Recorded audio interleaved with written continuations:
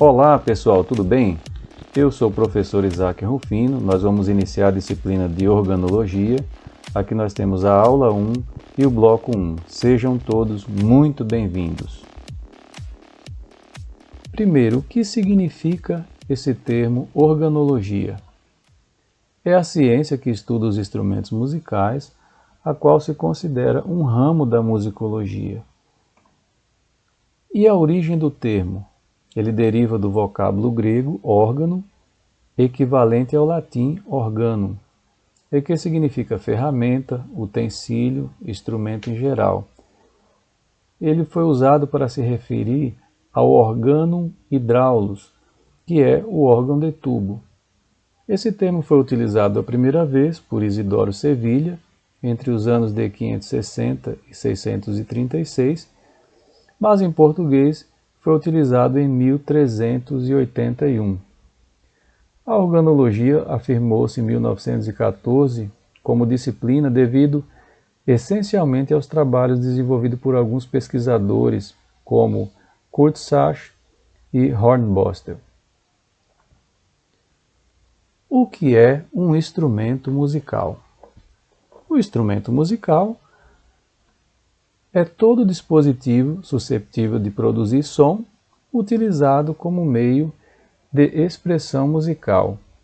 Então, Hornbostel já dizia que teve objetivo de produzir intencionalmente algum som musical, pode ser considerado instrumento musical. Ou seja, não são só os instrumentos produzidos em grande escala ou produzidos realmente como função de instrumento musical. Um objeto, um serrote, uma panela, enfim, qualquer objeto que produzir um som e naquela produção sonora teve intenção musical do compositor e do seu executante, pode ser considerado naquele momento um instrumento musical.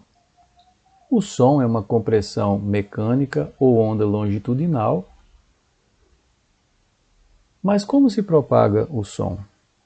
Através de forma circuncêntrica em meios que tenham massa e elasticidade, como o sólido, o líquido e o meio gasoso. É importante entender que o som não se propaga no vácuo, ele precisa de um meio condutor que tenha massa e elasticidade. No caso do sólido, nós temos um meio mais rígido. Aqui é uma brincadeira, uma imagem de uma brincadeira chamada telefone sem fio, onde o som está sendo conduzido pelo cordão aqui entre uma lata e outra.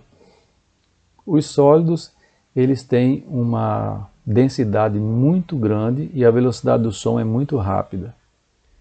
Mas pode ser transmitido também por líquidos. Aqui nós temos um exemplo de um sonar detectando a presença de um navio. As ondas sonoras aqui visualmente é possível ver e entender como funciona. E temos o meio gasoso, que é onde as ondas têm esse efeito de variação de pressão, produzindo ondas com menor velocidade em virtude de haver pouca densidade no ar. A propagação do som no ar, aqui nós podemos ver nessa imagem a compressão e rarefração das moléculas, que elas são agitadas, tornando-se uma energia vibrante com essa variação de pressão até chegar ao nosso ouvido. Então, isso formando-se ondas regulares, nós temos como entender e como classificar, por exemplo, uma nota de som regular, que veremos mais adiante sobre frequência. Como se dá o processo de emissão sonora? Precisa desses três elementos: da fonte sonora, que é o objeto que vai vibrar, precisa do meio elástico, que a energia é liberada e conduzida por esse meio, e precisa do aparelho receptor, que é o ouvido ou meio eletrônico. A fonte sonora pode ser uma corda vibrando quando ela é tangida ou friccionada, pode ser uma membrana de um tambor quando é tocado, um tubo de um instrumento quando ele é soprado e passa o ar e gera uma energia dentro dele. O meio podem ser água, pode ser gás, ar, aço, entre outros. Aqui alguns exemplos apenas para ilustrar a velocidade do som em meios conforme a sua densidade. No ar é bem mais lento, é 340 metros por segundo. Na água vai a 1500 metros por segundo e no aço 5000 metros por segundo. E aqui nós temos o aparelho receptor que recebe essa energia vibratória, no caso pelo ar, ele vem no nosso tímpano e aí ocorre a informação para o nosso cérebro. Mas existem meios eletrônicos também que não falaremos agora. Nesta imagem nós temos aqui o caminho do som. Temos o ouvido externo e o ouvido interno. Aqui tem o pavilhão auditivo, um canal auditivo externo, e o som entra por esse canal auditivo e chega até o tímpano, que é esta membrana, fazendo-o vibrar.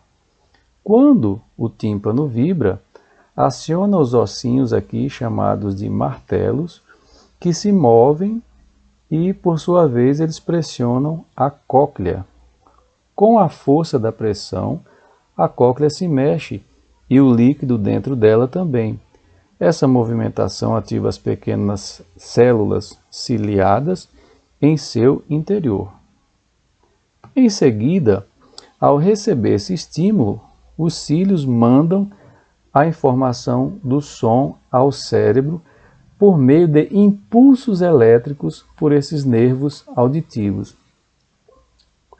Então, esses impulsos elétricos, ao chegarem no cérebro, o cérebro decodifica, ele identifica de onde está vindo o som, qual a fonte sonora, todos os ruídos, qualquer barulho, qualquer som que está sendo emitido, o nosso cérebro vai entender a pessoa que está falando, qual instrumento que está tocando, qual timbre que está sendo emitido.